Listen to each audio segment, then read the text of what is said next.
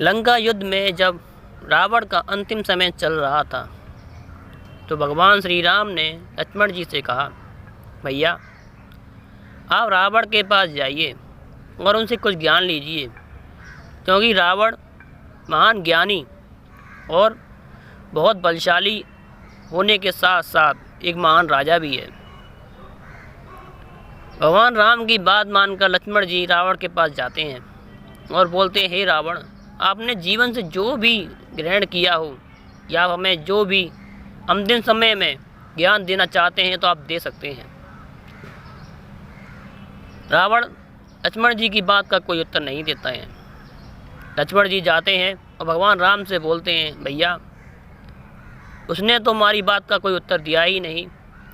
तो भगवान राम स्वयं जाते हैं और उनके चरणों की तरफ खड़े होकर बोलते हैं, हे रावण, आपने अपने जीवन से जो भी शिक्षा ग्रहण की है कृपया करके आप हमें बताइए, क्योंकि हम जानते हैं आप महान ज्ञाता, ज्ञानी और बलशाली होने के साथ साथ एक महान राजा भी हैं।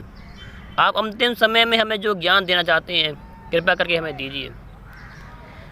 रावण ने कहा, श्री राम, मैं जानता हूँ आप वेदों के वक्ता, तीन लोकों के स्वामी हैं, फिर भी अगर आप मुझसे कुछ पूछना चाहते हैं तो मैं आपको कुछ बताना चाहता हूँ।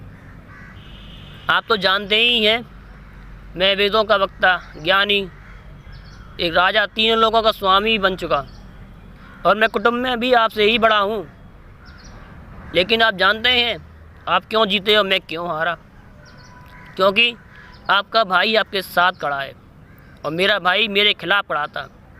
जिसका परिवार साथ में होता है ना, उसे कोई नहीं हरा सकता, उसकी ताकत दुगनी हो जाती है। इसलिए इंसान को हमेशा परिवार के साथ बना कर रखना चाहिए। दूसरी बात, मेरे मन में ये आया कि मैं यहाँ से लेकर धरती से लेकर स्वर्ग तक सीढ़ी बना दूँगा, लेकिन मैंने सोचा, अरे ज़िंदगी तो बहुत लंबी है, इतनी जल्दी क्या है? तो मैं ये काम हमेशा कल पर टालता रहा। वक्त बीतता चला गया, लेकिन सीता हरण की बात जब भी मेरे मन में आई मैंने उसे तनिक भी देर नहीं की और मैं सीता हरण कर लिया।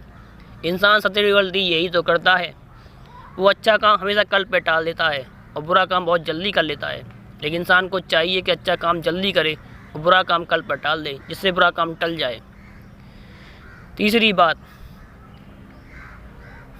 मैंने जीवन में जो कुछ भी अर्जित किया, जो कुछ भी मैंने अपने बल से, ज्ञान से प्राप्त किया, मैंने उसका बहुत अहंकार किया।